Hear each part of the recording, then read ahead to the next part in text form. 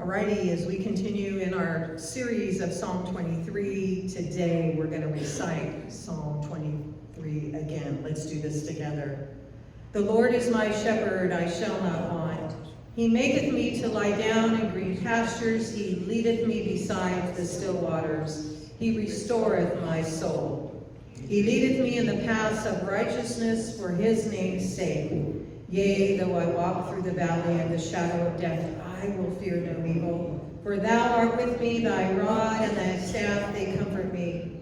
Thou preparest a table before me in the presence of my enemies. Thou anointest my head with oil, my cup runneth over. Surely goodness and mercy will follow me all the days of my life, and I will dwell in the house of the Lord forever. Amen to that. Alrighty, this morning, this is message number 4. We're on verse number 3. And I just want to remind you that as I continue on in this series, I'm sharing this from a shepherd and his sheep perspective, and we are the sheep. There's many perspectives on Psalm 23. And, again, I kept thinking, what's the best way? But I think it's a fun way to really, God uses the metaphor many times in the Bible that we are his sheep, and we are.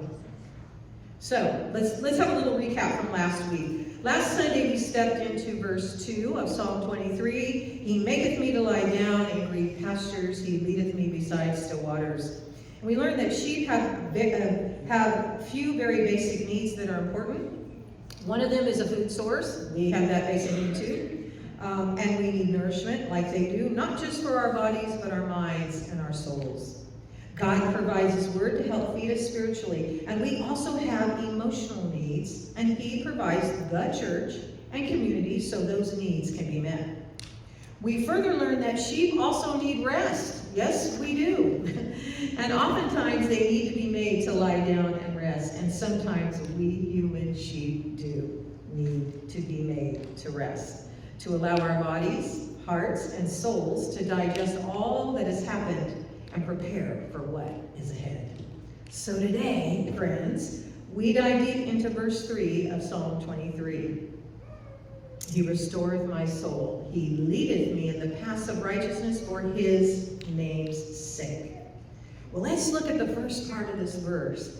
He restoreth my soul. 4 simple words. Yet those words convey so much about the love of the shepherd for the sheep.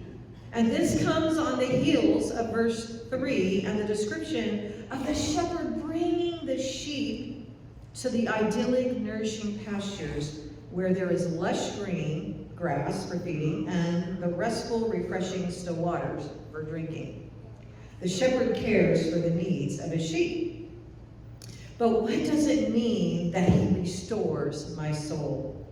Remember that David is writing this from the perspective of the sheep. How does a shepherd restore a sheep's soul? We might wonder if David has taken a leap from talking about the shepherd and sheep, yet the rest of the psalm still draws on that imagery, so perhaps we should dig a little deeper, and that's what we're going to do. There is that word, restore. To restore something is to return something or something, someone or something to a former condition, place, or position. I follow a couple people on Facebook that restore antique furniture to their original condition. And I got to admit, it looks really fun. And in my younger years, we used to strip furniture, Mom and Dad and I, and it was a lot of fun. But now I'm looking at it like, that looks pretty hard. You've got to have the stuff that strips it off. You got to take off all the hardware. So restoration isn't always good. But one restoration that really spoke to my heart was one of an old oak rocking chair with its cushions, because I have my Grandma Polly's old rocking chair, and it's been painted about 10 times. And I think it's pink, isn't it, Brad? It was in Hope's room when she was little. And it's a smaller rocking chair, but it's solid oak. Well, the rocking chair, after it was restored, was beautiful, and it was solid.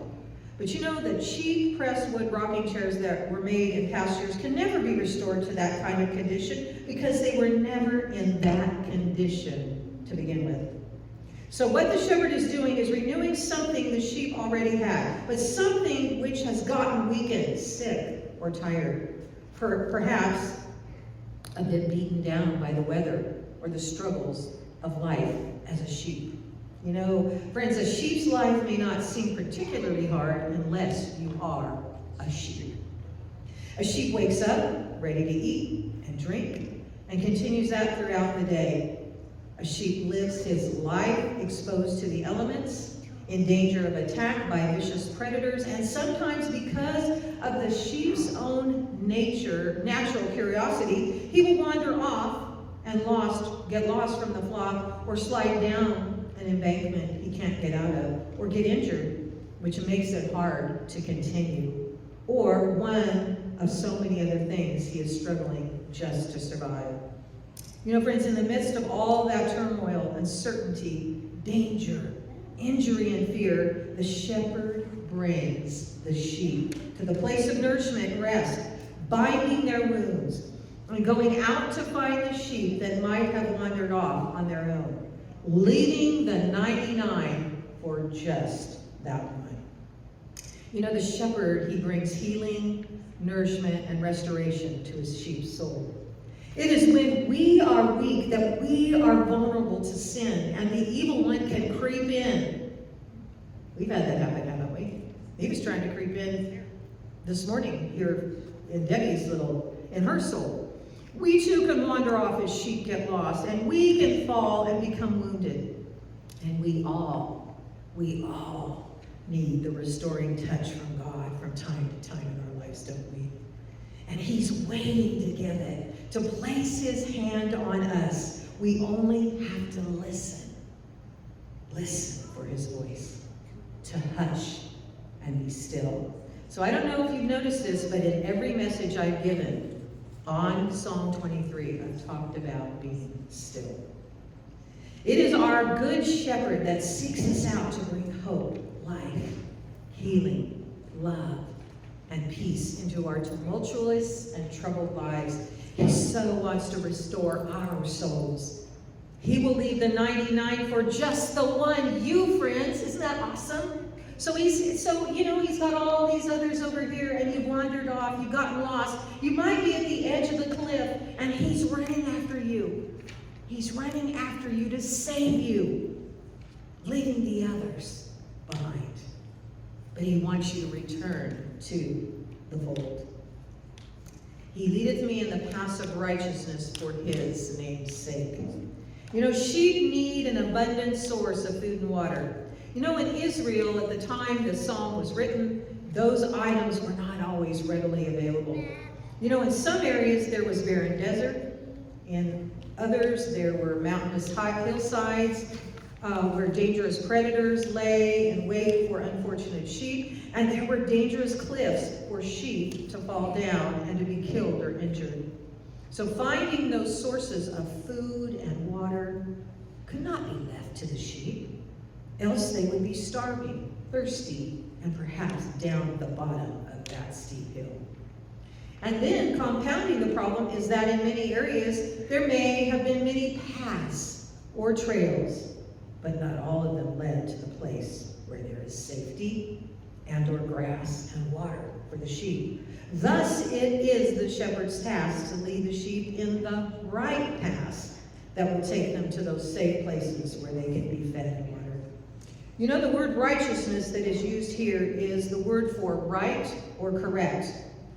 That is, out of all the possible paths that we could choose, if we chose for ourselves, not knowing what lies ahead at the end of that path, the shepherd leads us in the right one, doesn't he? The one that will take us where we need to be and where we can be safe and nourished. You know, the sheep can't see the end of the path and don't understand the consequences of their choosing the wrong one, but the shepherd does, and thus he can lead the sheep on the right way. Also note the word lead. In the Old West, and I love this picture. My dad loved Westerns, and Brad loves Westerns too, John Wayne. And you know, in the Old West, in the United States, they often had cattle drives. I think they probably still do. They probably got them in Montana, right, Marianne? They're getting the cattle in. They describe them like that because in order to get cattle to go anywhere, they had to get behind them and force them to go. And I've talked about this before. Sheep, however, are followers. They don't need to be driven. They need, want, and respond to being led. You know, our shepherd doesn't stand behind us with a whip to crack to send us down the path of righteousness. Instead, friends, he goes before us, calling and encouraging us to follow him. This morning, I wasn't having a good morning. I said to Reggie, I need you to follow me. And I went out and I said some things, and Reggie heard what I said. And I was begging God this morning, I just need to follow you. I don't need the world penetrating in this morning. And you know, God does what he always does, is that he does lead me. Most of the time, if I'm troubled, I enter in these doors and it goes away, because that's who God is. That's who he is. I'm so grateful that he leads us, that he leads me. The fact he is leading us means that he's not off somewhere in the distant place. He's not Google Maps showing us how we're going to go. He is present with us on the journey every step of the way. And you know, there are certain ways by which we can detect the Lord's leading. His own example is an illustration. What did he do in certain circumstances, much like our own? You know, the instructions he gave the disciples in the Gospels can serve as guideposts for us, pointing out the way in which we should walk. And friends, why does he do that? He does it for his name's sake.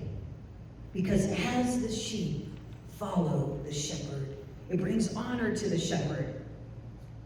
This is true in life. It doesn't matter how I'm feeling. It doesn't matter about any other thing. When I step on this campus, when I step in this sanctuary, when I put on this white robe, I need to bring honor to the shepherd. Because a shepherd who brings his sheep through the dangers and perils of the wilderness and keeps them all safe is honored as a good and skilled shepherd. That's what he is.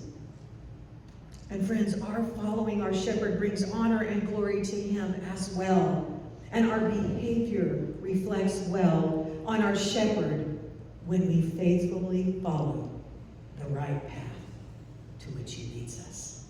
You only need to listen to the shepherd's voice as he calls you down the right path. And what can this mean, the right path? Well, in the wilderness of the desert, there are no raised roads, only tracks. They may run in different directions and be quite confusing. Therefore, there must be someone who can choose the right paths for us. That is what our shepherd has promised to do. There may have been times when you have thought that God's way was not best. It seemed a mystery to you, but remember, I want you to remember this. All things work together for good. Romans 8:28. The Lord is my shepherd, I shall not want. He maketh me to lie down in green pastures. He leadeth me beside the still waters. He restoreth my soul. He leadeth me in the paths of righteousness for his name's